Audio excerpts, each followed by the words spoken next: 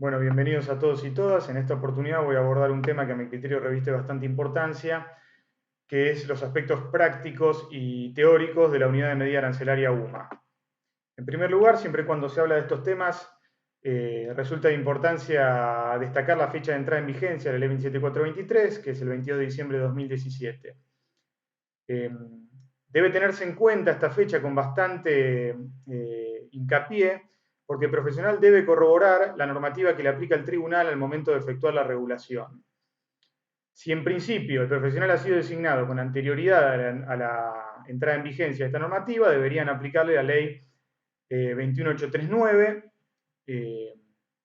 y el decreto ley 1638 del 57. Si por el contrario ha sido designado con posterioridad a la entrada en vigencia de la ley 27423, deberían regularle sobre la base de esta nueva normativa. ¿Por qué se hace esta diferencia? Porque la 27423 no tiene efectos retroactivos. Es importante, vuelvo a repetir, que el profesional corrobore la normativa que le aplica el tribunal, ya que de no ser la normativa correcta deberá fundamentarlo al momento de interponer el recurso de apelación contra la resolución que regula sus honorarios. En cuanto al ámbito de aplicación, el artículo 1 establece que los honorarios de los auxiliares de justicia, respecto de cuyos asuntos cuya competencia correspondiera a la justicia nacional o federal, se regularán de acuerdo con esta ley. El artículo 65 de la 27423 deroga expresamente la ley 21839 y su modificatoria y toda otra norma que se oponga a la presente. De aquí deviene la importancia que mencionaba hace unos segundos en la filmina anterior de que el profesional corrobore la fecha en que ha sido designado a los fines de, si ocurre que el tribunal le regula conforme a la ley 21839, siendo que su designación ha sido en plena vigencia de la 27423, bueno, tendrá que mencionar este artículo, entre otros fundamentos, al momento de interponer su apelación. A su vez, el artículo 16 establece que los jueces no podrán apartarse de los mínimos establecidos en la ley 27423, los cuales revisten carácter de orden público. El artículo 19 instituye la unidad de medida arancelaria para los honorarios profesionales de los auxiliares de justicia, además de los abogados y procuradores, ¿no? La que equivaldrá al 3% de la remuneración básica asignada al cargo de juez federal de primera instancia. La Corte Suprema suministrará y publicará mensualmente, por el medio determinado por dicho alto tribunal, que en la práctica ocurre a través de acordadas, el valor resultante, eliminando las fracciones decimales, e informará a las diferentes cámaras el valor de la UMA. El inconveniente radica en que la Corte en la práctica no publica mensualmente el valor UMA y muchas veces se publica con posterioridad. Es decir, un ejemplo práctico, la Corte puede, mediante acordada de fecha octubre de 2021, publicar el valor UMA a julio, a partir del 1 de julio del 2021. En ese orden sugiero, al momento de solicitar un giro, formular reserva a reclamar las actualizaciones de UMA que pudiesen llegar a publicarse a posteriori. Caso contrario, se estaría en principio liberando del pago de esa actualización al deudor. Siempre es importante aclarar que en estas instancias, es decir, las instancias de cobro, de ejecución y demás, el auxiliar está peticionando por derecho propio, lo que quiere decir que cualquier tipo de reclamo al cual se le corra traslado al obligado al pago o el obligado al pago intervenga podría llegar a generar costas. Es importante hacer esta diferenciación porque acá, ya en la instancia de ejecución, el profesional no interviene concretamente en calidad de auxiliar de justicia como pueda asemejarse a una contestación de una impugnación, la presentación de un informe pericial, es decir, que si el profesional reclama el valor UMA, la actualización de valor UMA, y la obligada al pago decide impugnarlo y finalmente el juzgado no otorga razón al auxiliar, esto podría llegar a generar costas. Habitualmente las costas se imponen por su orden, pero podría llegar a ocurrir. En cuanto al valor de la última acordada, del valor UMA de la última acordada, que es la acordada 28 del 2021, a noviembre del corriente año, asciende a la suma de 6.468 pesos.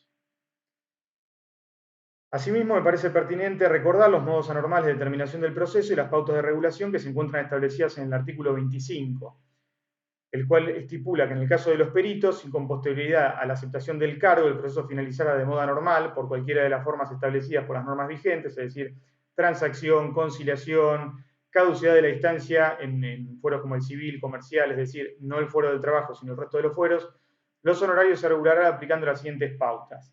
Si se hubiera presentado la pericia, se procederá según lo determinan los artículos 12, 21 y concordante de la presente ley.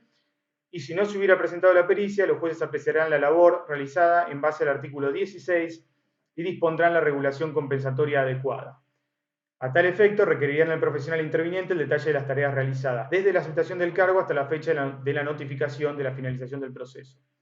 ¿Por qué me parece útil mencionar este artículo? Porque en el supuesto de que el profesional no haya llegado a presentar el informe, si las partes han llegado a un acuerdo, muy probablemente le regulen un monto fijo en valor UMA. Distinto es el caso donde la causa termine por un modo normal, es decir, por el modo normal, que es el dictado de la sentencia, en cuyo caso, si el capital de condena prospera, el profesional probablemente le regula en un porcentaje, el cual se calculará sobre la base del capital de condena más los intereses que van sobre ese capital. Entonces, cuando el proceso termina de un modo anormal, es muy probable que el tribunal regule un monto fijo, el cual debe indicar el valor UMA. Si así no lo indica, sugiero interponer recurso de apelación y de aclaratoria, a los fines de que se subsane esa omisión, es decir, el valor UMA detallado. En cuanto al mínimo arancelario UMA, el artículo 58 establece que para regular honorarios de juicio susceptibles de apreciación pecuniaria que no estuviesen previstos en otros artículos, será de 4 UMA para el caso de los auxiliares de justicia. Entonces, si bien la ley, la verdad que a mi forma de verlo no es del todo clara, en principio menos de 4 UMA no le deberían regular bajo ningún punto de vista a ningún auxiliar, así haya únicamente aceptado el cargo.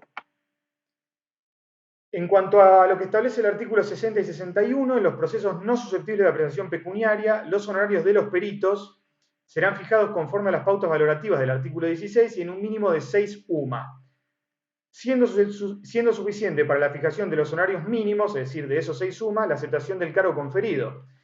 Nótese la diferencia, desconozco por qué motivo, en lo que establece el artículo 61, que dice que los procesos susceptibles de apreciación pecuniaria, los honorarios del perito serán fijados conforme lo establece el artículo 32 y para tales casos los honorarios mínimos a regular alcanzan a 6 UMA. Sin embargo, no estipula que es suficiente para la fijación de ese mínimo la aceptación del cargo conferido. De ahí a que, a mi forma de verlo, menos de 4 UMA bajo ningún punto de vista debería regularle un tribunal al profesional, por más que únicamente haya llegado a aceptar el cargo y las partes hayan conciliado. En cuanto al artículo 51, este establece que la regulación de honorarios deberá contener bajo pena de nulidad el monto expresado en moneda de curso legal y la cantidad de UMA que ésta representa a la fecha de la resolución. De ahí a que en las filminas anteriores yo detallaba que si el tribunal le ha regulado un monto fijo y no ha detallado el valor UMA, el profesional deberá interponer el recurso de aclaratoria correspondiente a los fines de que se subsane esa omisión involuntaria por parte del tribunal. Asimismo, este artículo establece que el pago será definitivo y cancelatorio únicamente si se abona la cantidad de moneda de curso legal que resulte equivalente a la cantidad de UMAs contenidas en la regulación regulatoria según su valor vigente al momento del pago. Esto quiere decir que si al profesional le regulan, vamos a dar un ejemplo, 6 UMA, resolución que es recurrida, va a Cámara finalmente confirma esa regulación y el valor UMA se modificó en el transcurso del lapso en que el expediente pasó de primera instancia a Cámara, el profesional deberá, al momento de intimar el pago, actualizar el valor UMA. Es la única actualización que contempla